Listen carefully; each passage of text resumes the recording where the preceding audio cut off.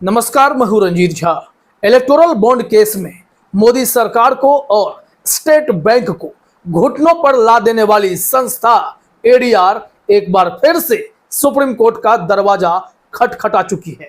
साथ ही साथ कुछ वकीलों की फौज भी सुप्रीम कोर्ट पहुंची है। अब आप सोच रहे होंगे कि जब एसबीआई ने चुनाव आयोग को इलेक्टोरल बॉन्ड का डेटा सौंप दिया है तो फिर एडीआर और कुछ धाकड़ वकील सुप्रीम कोर्ट क्यों गए हैं। तो आपको बता दें कि इस बार मुद्दा इलेक्टोरल बॉन्ड से भी बड़ा है।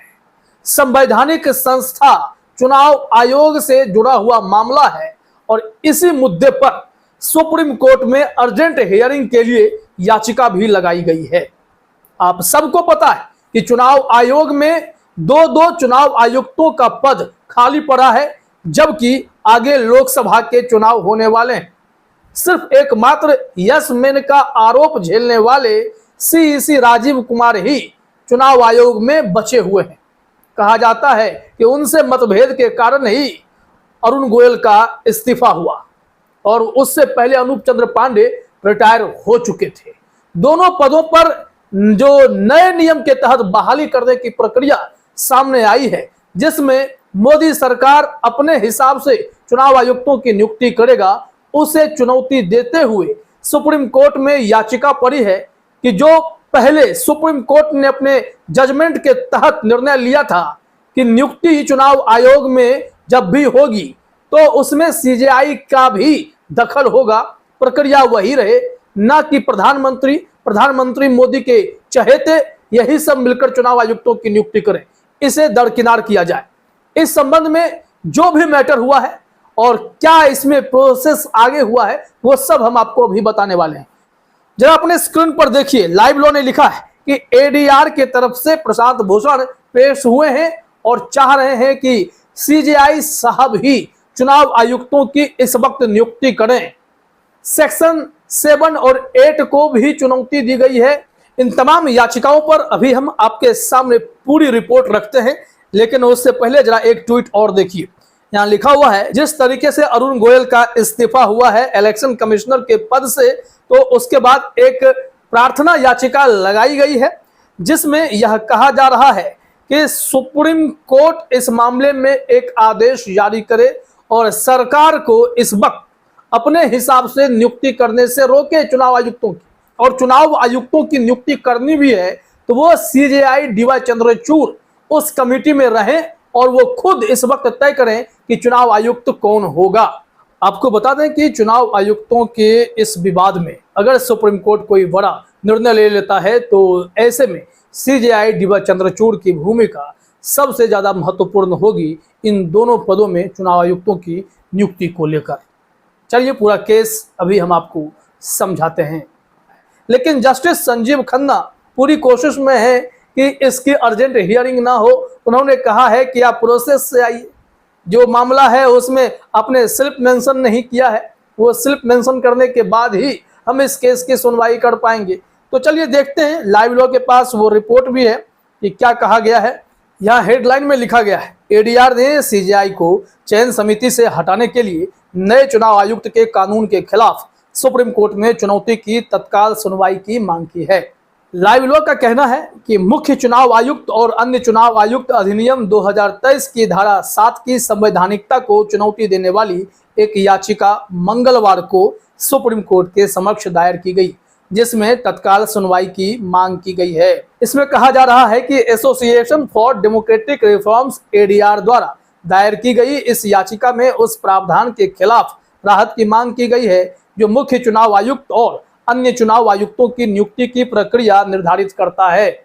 मतलब साफ है कि एडीआर एक ऐसी बड़ी संस्था जो देश में चुनाव की प्रक्रिया को बारीकी से ऑब्जर्व करती है, वही संस्था इस बार चुनाव आयुक्तों की नियुक्ति को लेकर सही दिशा निर्देश के लिए सुप्रीम कोर्ट का दरवाजा खटखटा चुकी है।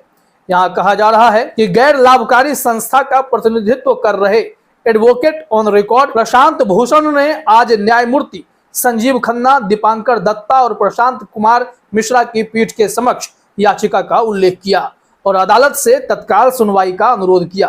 यह घटनाक्रम चुनाव आयुक्त अरुण गोयल के इस्तीफे के बाद सामने आया है। इस रिपोर्ट में कहा जा रहा है कि संजीव खन्ना अर्जेंट हियरिंग के लिए सहमत नहीं थे। उन्होंने इस केस में एक आपत्ति जताई है और उसे दुरुस्त करने के लिए कहा है। हालांकि जो संवैधानिक पीठ सीजेआई डीवाई चंद्रचूड़ की अगुवाई वाली पीठ, जिसने इलेक्टोरल बॉन्ड पर एसबीआई को घुटने पर लाकर रख दिया, उसमें संजीव खन्ना भी शामिल थे और वो भी फटकार लगाते नजर आ रहे थे हरीश साल्वे को, जो एसबीआई की तरफ से पेश हुए थे। अब ऐसे में यहां पर उन्होंने क्या कहा है जरा देखिए। हालांकि न्यायमूर्ति खन्ना की अगुवाई वाली पीठ ने अनुरोध पर तुरंत विचार करने से इनकार कर दिया है और भूषण को एक उल्लेख पर्ची पेश करके उचित प्रक्रिया का पालन करने का निर्देश दिया। न्यायाधीश ने कहा, क्या आपने उल्लेख पर्ची पेश की है? अन्यथा रजिस्ट्री आपत्ति जताती है। उल्लेख पर्ची लाएं और कल सुबह इसका उल्लेख करें। मतलब कि अभी तुरंत हम इस केस को नहीं सुनेंगे, वक्त चाहिए। अब यदि जस्टिस महोदय ने ही आपत्ति जताई है तो फिर वो पूरे प्रोसेस को तो फॉलो करना ही पड़ेगा। जबकि कहा जाता है कि जब मामला अर्जेंट हो, सीरियस हो, तब अदालतें सीधे बेंच बिठाती हैं और ऐसे में उस प्रोसेस को नहीं देखा जाता है जब केस जनहित से जुड़ा हुआ हो तो। अब यहाँ देखिए आगे कहा जा रहा है कि संविधान के अनुच्छेद 32 के तहत दायर याचिकाकर्ता की जनहित याचिका कथित तौर पर अनुच्छेद 14 और संविधान की बुनियादी विशेषताओं का उल्लंघन करने के लिए 2023 अधिनियम की धारा 7 को चुनौती देती है। यह खंड नियुक्ति प्रक्रिया की रूपरेखा बताता है, जिसमें कहा गया है कि मुख्य चुनाव आयुक्त और अन्य चुनाव आयुक्तों की नियुक्ति चयन समिति की सिफारिश पर राष्ट्रपति द्वारा की जाएगी। समिति में अध्यक्ष के रूप में प्रधानमंत्री, सदस्य के रूप में लोकसभा में विपक्ष के नेता और अन्य सदस्य के रूप में प्रधानमंत्री द्वारा नामित एक केंद्रीय कैबिनेट मंत्री शामिल होते हैं। लेकिन इसे ही चुनौती दी गई है। एडीआर ने क्या तर्क दिया है वो जानना काफी इंपॉर्टेंट होगा। तो चलिए देखते हैं। एडीआर के तर्क का सार इस तर्क के इर्द गिर्द घूमता है कि 2023 अधिनियम अनूप बर्नवाल 2023 मामले में शीर्ष अदालत की पिछली संविधान पीठ के फैसले को पलट देता है। अनूप बर्नवाल मामले में यह देखा गया कि चुनाव आयोग के सदस्यों की नियुक्ति कार्यपालिका के हाथों में छोड़ना लोकतंत्र के स्वास्थ्य और स्वतंत्र और निष्पक्ष चुनाव के संचालन के लिए हानिकारक होगा। तदनुसार अदालत ने निर्देश दिया था कि मुख्य चुनाव आयुक्त और चुनाव आयुक्तों के पदों पर नियुक्तियां राष्ट्रपति द्वारा, प्रधानमंत्री, लोकसभा में विपक्ष के नेता की एक समिति द्वारा दी गई सलाह के आधार पर की जानी चाहिए और भारत के मुख्य न्यायाधीश भी उसमें शामिल होंगे। जब 2-1 से फैसले की बात होगी तो इस वक्त जो मौजूदा व्यवस्था है उसमें एक प्रधानमंत्री और प्रधानमंत्री का ही चुना हुआ एक व्यक्ति होगा जो कैबिनेट मंत्री हो सकता है। ऐसे में चुनाव आयुक्तों की नियुक्ति में निष्पक्षता की कमी साफ तौर पर नजर आती है। इस मामले में याचिकाकर्ता का जो फाइनल तर्क है, इसका असर क्या होगा अगर सीजेआई उस बेंच में नहीं होंगे, यह भी याचिका में जिक्र कर दिया गया है। लिखा गया है कि 2023 अधिनियम भारत के मुख्य न्यायाधीश के स्थान पर प्रधानमंत्री द्वारा नामित एक केंद्रीय कैबिनेट मंत्री को नियुक्त करता है।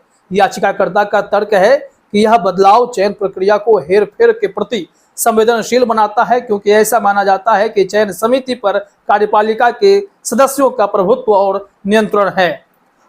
हालांकि जब 13 फरवरी को इस केस में सुनवाई हुई थी तो सुप्रीम कोर्ट ने धारा 7 के संचालन पर रोक लगाने से इनकार कर दिया था और उस वक्त कहा गया था कि पहले से एक और केस ऐसा ही लंबित है, दोनों को हम कंबाइंड करके फिर सुनवाई करेंगे और अप्रैल की तारीख दी जा रही थी। लेकिन एक बार फिर से चुनाव आयुक्त के इस्तीफा के बाद मामला बनने लगा तो एडीआर और अन्य कुछ जो वकील हैं वो सब पहुंच गए हैं सुप्रीम कोर्ट और चाहते हैं कि इस मामले में अर्जेंट हियरिंग हो और कोई ठोस निर्णय आए। प्रशांत भूषण के साथ साथ कांग्रेस की नेता जया ठाकुर भी पहुंच गई हैं और यहां से यह केस जिस बेंच के पास गया है उसमें जस्टिस संजीव खन्ना भी हैं। तो संजीव खन्ना किस तरीके से रिएक्ट करेंगे इसकी उम्मीद आप जता सकते हैं। लेकिन आपको बता दें कि अगर ऐसा संभव हुआ तो यकीन मानिए कि चुनाव आयोग में नियुक्ति के लिए इस वक्त कम से कम सीजेआई डीवाई चंद्रचूड़ दखल दे सकते हैं। हालांकि कुछ लोगों का कहना होता है कि कार्यपालिका में घुसने की कोशिश जुडिशरी क्यों करती है, लेकिन जब कार्यपालिका मनमाने ढंग से संविधान की धज्जियां उड़ाने लगे तो जुडिशरी का काम ही है चेक एंड बैलेंस करना, और सीजेआई डीवाई चंद्रचूड़ अपनी भूमिका अगर निभा गए तो चुनाव इस बार निष्पक्ष हो सकता है, यह उम्मीद की जा सकती है। फिलहाल इस वीडियो में इतना ही। आप सभी का हमसे जुड़ने के लिए बहुत बहुत धन्यवाद।